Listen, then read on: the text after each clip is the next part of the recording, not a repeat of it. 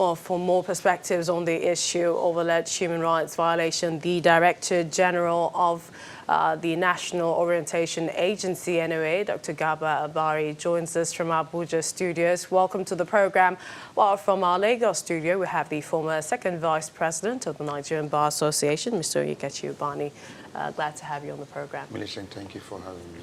Let's start with our guest in Abuja. I mean, only yesterday, the freedoms of some protesters to come together, peacefully express their views came under threat following the assault on Deji Adeojo and other protesters in Abuja.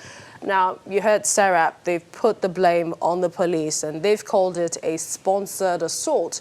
What's your reaction to what played out yesterday? Well, thank you very much. Even though the audio is not very clear, but what I can make of your question is asking what is my take on what took place yesterday. Now, I think what has happened actually speaks volume about the level at which all of us as citizens are expressing concern about the shrinking civic space, simply because attitudes have completely taken a downturn, and that a lot of intolerance, of each other's views and the rest of them. But I am not in a position to exonerate anyone or anybody if the blame is placed on the security agencies, especially the police. I think the question should have been rightly sent to the spokesperson of the Nigeria Police Force. But it is very unfortunate what has happened, even though both sides are claiming to have exercised their fundamental rights to freedom of association, freedom of expression, and the freedom of speech. This is actually something which is being guaranteed under the Constitution. So those who protested for were actually exercising a fundamental right as granted under the Constitution. Those who protested against were equally doing the same, because each of the two groups is drawing is right from the same source, which is the Constitution, the ground law of the country. But what I could say here is that moments like this would have certainly called for the kind of violence that we have seen, because anything that will impact, that will bring about bodily harm on anybody, which could perhaps lead to some fatalities and the rest of them, is absolutely objectionable and condemnable. But as for the right to protest, either for or against, this is something which is open, which is guaranteed under the Constitution, and every Nigerian has the right to do that. But definitely allowing passion to take over and to the point of inflicting bodily harm which could lead to fatality, and this is absolutely objectionable, it is condemnable, and it is not going to help our peace, our coexistence as brothers and sisters and as citizens of the country. All right, Mr. Bani, you've heard what he said. Some people criticized the role security men had to play. They felt they could have done something to prevent what happened, saying the two groups. And, I mean, one is saying free Shore and other human rights abuses, and then the other in support of the government. I mean, the government hasn't distanced itself from that group, seeing what happened yesterday. However, this has occurred. What's your take? Is this a grave consequence for us as a democratic society, saying that these are constitutional rights that are enshrined? Yeah, it's not a good news for us as a nation. Or what happened yesterday is something that is clearly despicable, very condemnable, and I'm very happy that people have actually condemned it. And the issue of right of an individual to protest, is a right that is recognized under our Constitution. And that right applies to those who are protesting against and those who are also protesting for.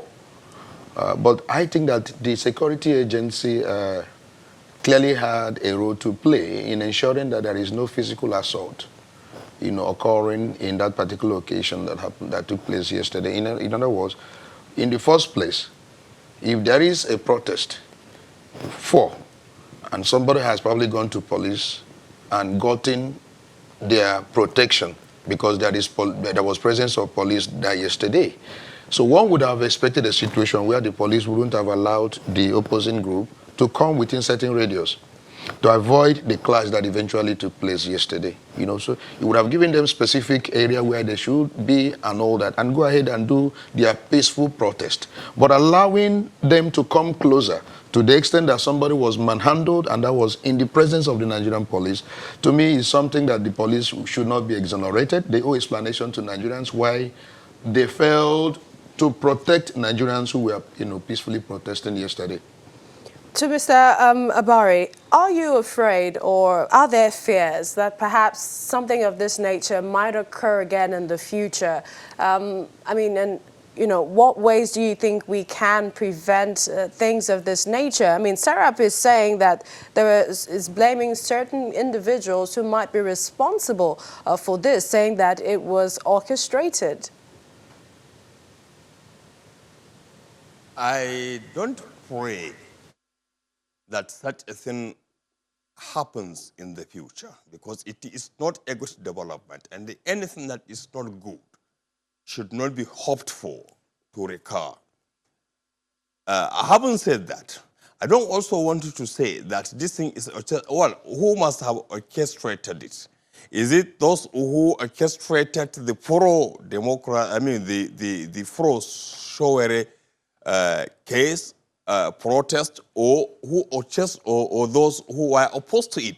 So it is a question of actually the chicken or the egg. The point here is, protest is something which is guaranteed under the Constitution, whether for or against, whether orchestrated or not. But what is of importance here is that whoever is to protest, and for whatever are the reasons for the protest, must be done within the limit of civility, within the limits of constitutionalism, within the limits of the freedom and the respect for the freedom of one another.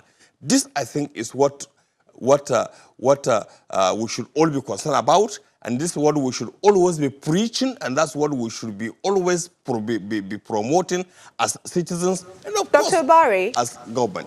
I beg your pardon. We need to go on a break now. We'll come back and wrap up on this discussion, please. Still to come also on the program, Edo State Governor, he is insisting that the Akiosa market fire outbreak was not an accident. We'll bring you details when we return.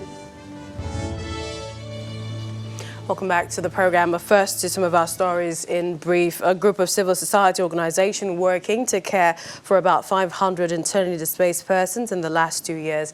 And the state government, they've kicked against the troops withdrawal program of the federal government, citing the free entry visa policy for all Africans and the dry season as two variables that can reignite the attacks. The president, Benue Youth Forum, and the executive director, Jire Do Foundation, Terence Kwanam, and Josephine Haber, while addressing a joint media event with the State Emergency Management Agency in Makurdi, called on the federal government to rescind its decision and provide for the humanitarian crisis in the state. Well, back to talking about Nigeria's alleged human rights violations. We've been talking with the Director General of the National Orientation Agency, Dr. Garba Abari, who is in Abuja, and also our guest here, the former Second Vice President of the Nigerian Bar Association, Barrister Onyekachi Ubani. Let's come to you, Mr. Ubani. I mean, someone said this is the convener of the Free Nigeria movement, Ralph Adebayo. He's described the attack as unfortunate, and he says it's a sign of things to come in 2020. Well, it's not a prayer point for us as a nation, but I tell you this act that actually happened yesterday is not a good omen for us as a nation, and it depicts us as people who are lawless.